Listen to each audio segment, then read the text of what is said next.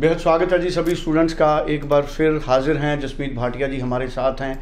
Canada का current processing time क्या है?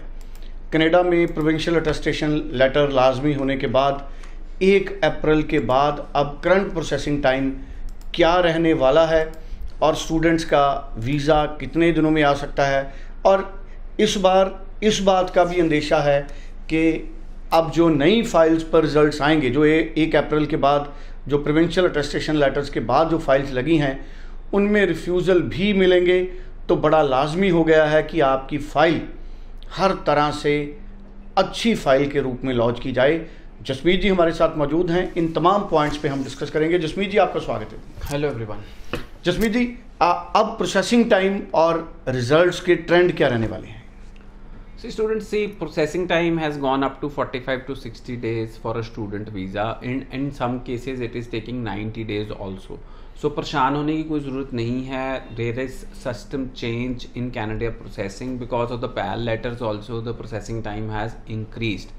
So students, पहली बात तो मेरे हिसाब से कोई भी स्टूडेंट चाह रहा है उसे पब्लिक कॉलेज लेना बहुत ज़्यादा ज़रूरी है। पब्लिक कॉलेज के बिना वो अप्लाई ना करें बिकॉज वीज़ा फ्यूचर में देखो प्रोग्राम्स तक बंद कर दिए गए हैं। तो आपको लगता है कि अगर आप प्राइवेट कॉलेज में जा रहे हैं तो आपको वीज़ा मिलेगा कि नहीं मिलेगा। So and you will need a right consultant to guide you through the process of the visa because consultants are कहते बहुत सारी ऐसी एड्स आती हैं जो मैं देख के बहुत डर जाता हूँ कि पैल को ले लें, 6 घंटे में पैल लें। So PAL is a government document, कोई भी कंसल्टेंट इशू नहीं कर सकता है due to time difference. I think PAL will take minimum 72 hours. बड़ी मिसगाइडेड एड्स हैं। अगर आपका वीज़ा नहीं आता है तो आप हमसे पैसे वापस ले लें, ये भी बड़ी मिसगाइडेड एड है। कोई भी वीज़ा गारंटी नहीं दे सकता है। So these are ads which are misleading. अगर आप वीज़ा लें हम किस्तों में पैसे देंगे, सो कहीं ना कहीं कोई ना कोई इंटरेस्ट होगा किसी का। अगर आपके किस्तों में पैसे देंगे मतलब आपके प्रॉपर्टी के पेपर्स वो रख लेंगे या कुछ ना कुछ ऐसा होगा। सो स्टूडेंट्स इस चीज़ को समझते हुए मुझे लगता है कि कनाडा एक जो प्रोसेसिंग टाइम्स हैं बहुत ध्यान से रख रहे हैं, बहुत ध्यान दे रहे हैं हर फाइल पे। That is why there is an increase in processing time in Canada for all categories.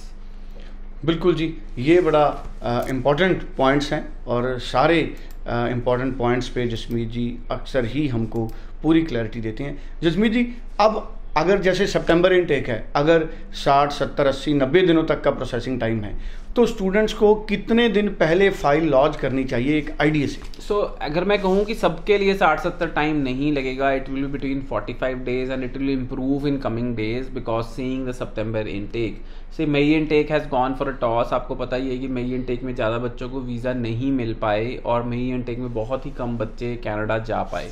सो इस चीज़ को देखते हुए मुझे लगता है कि अभी सितंबर इनटेक में ऐसा नहीं होगा because Canada is right now also under stress of not taking many students. The colleges are under stress because of it.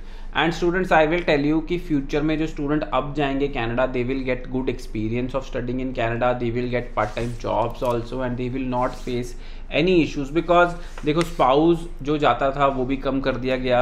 कुछ programs ऐसे थे जो उन पे बच्चों को future नहीं था वो भी बंद कर दिए गए। PPP colleges बंद कर दिए गए just to give you better environment when you go to Canada. So future में जो बच्चे जाएंगे मेरे को लगता है कि उनके लिए बहुत ही सही रहेगा कनाडा एक ऑप्शन, क्योंकि आज की डेट में भी अगर हम कनाडा को किसी और कंट्री के साथ कंपेयर करते हैं तो it is the best option. बिल्कुल जी। सो ये बड़ी इंपॉर्टेंट डिस्कशन जसमीत जी के साथ प्रोसेसिंग टाइम को लेकर हमारी हुई है। सर, कुछ ओल्ड फाइल्स के रिजल्ट्स भी अभी पेंडिंग हैं, उनका ट्रेंड क्या है? वेब फॉर्म क्वेरी बिकॉज अगर आपकी ज़्यादा ओल्ड फाइल हो चुकी है तो आप regularly web form query raise कर सकते हैं। चलिए, थैंक यू सो मच। बड़ी इंपॉर्टेंट इन्फॉर्मेशन है। 90413 90412 जसमीत जी से कभी भी आप ऑफिस टाइम में बात कर सकते हैं, व्हाट्सएप पे अपना प्रोफाइल भेज सकते हैं। Thank you so much.